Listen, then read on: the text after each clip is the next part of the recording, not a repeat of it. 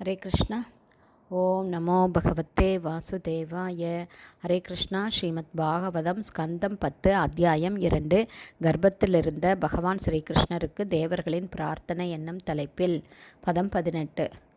ததோ ஜகன் மங்களம் அச்சுதாம்சம் சமாஹிதம் சூரசூதேன தேவி ததார சர்வாத்மகம் ஆத்மபூதம் காஷ்டாயதானந்தகரம் மனஸ்தக.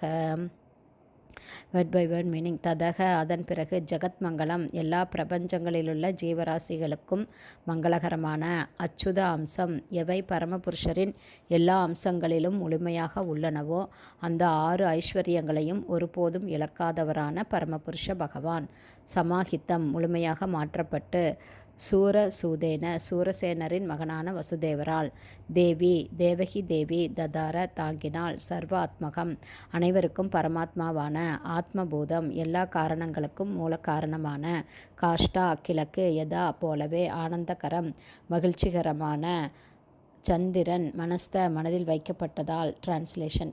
அதன் பிறகு எல்லா பிரபஞ்சங்களுக்கும் மங்களம் அளிப்பவரும் பூரண ஐஸ்வர்யங்கள் உடையவருமான பரமபுருஷ பகவான் ஸ்ரீகிருஷ்ணர் அவரது அம்சங்களால் தொடரப்பட்டவராக வசுதேவரின் மனதிலிருந்து தேவகியின் மனதிற்கு மாற்றப்பட்டார்.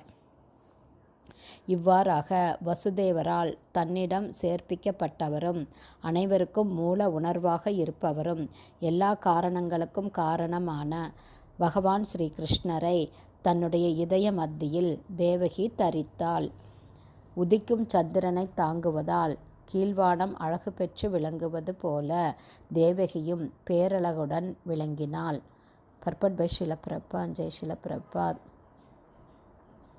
மனஸ்த என்னும் சொல்லால் இங்கு சுட்டிக்காட்டப்படுவது போல பரமபுருஷ பகவான் ஸ்ரீகிருஷ்ணர் வசுதேவரின் மனதிலிருந்து அல்லது இதயத்திலிருந்து தேவகியின் இதயத்திற்கு மாற்றப்பட்டார்.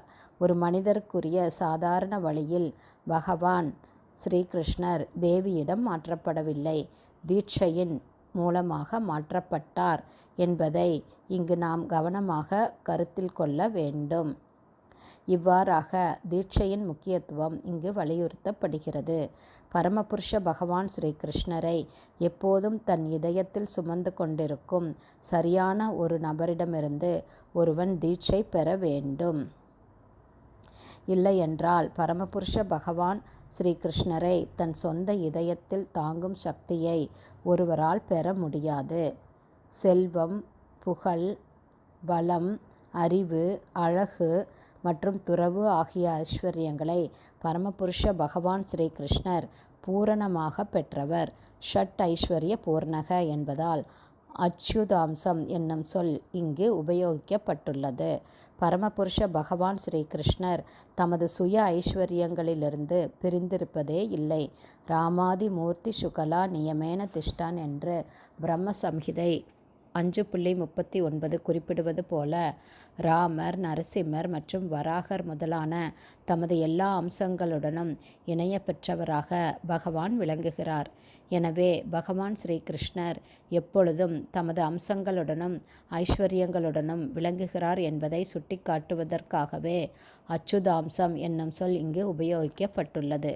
யோகிகளைப் போல செயற்கையான முறையில் பகவானை பற்றி சிந்திக்க வேண்டிய அவசியம் இல்லை. தியானாவஸ்தித தத் கதேன மனசா பஷ்யந்தி எம் யோகினக. பாகவதம் 12வது ஸ்கந்தம் 13ஆம் அத்தியாயம் முதல் பதம் இதை கூறுகிறது. யோகிகள் மனதிற்குள் பரமபுருஷ பகவான் ஸ்ரீகிருஷ்ணரை தியானிக்கின்றனர். ஆனால் ஒரு பக்தனுக்கு பகவான் பிரத்யக்ஷமாக தோன்றுகிறார். தகுதியுள்ள ஒரு ஆன்மீக குருவிடமிருந்து தீட்சை பெறுவதன் மூலம் பகவானின் இருப்பை எழுந்தருளச் செய்ய வேண்டும். அவ்வளவுதான்.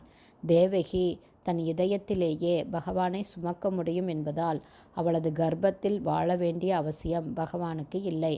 தேவகி பகவான் கிருஷ்ணரை தன் கர்ப்பத்தில் சுமந்தாள் என்றும் அவளது கர்ப்பத்திலிருந்து வசுதேவர் பகவான் கிருஷ்ணரை பெற்றார் என்றும் நினைப்பதற்கு இங்கு தடை விதிக்கப்பட்டுள்ளது. ஹரே கிருஷ்ணா. ஸ்ரீமத் பாகவதம் ஸ்கந்தம் 10 அத்தியாயம் 2 கர்ப்பத்திலிருந்த பகவான் ஸ்ரீகிருஷ்ணருக்கு தேவர்களின் பிரார்த்தனை என்னும் தலைப்பில் பதம் 18 ஸ்ரீல பக்திவேதாந்த சுவாமி பிரபுபாதாவின் விளக்க உரை அடுத்த ஆடியோவிலும் தொடரும். ஹரே கிருஷ்ணா. குருதேவ்க்கு ஜெய்.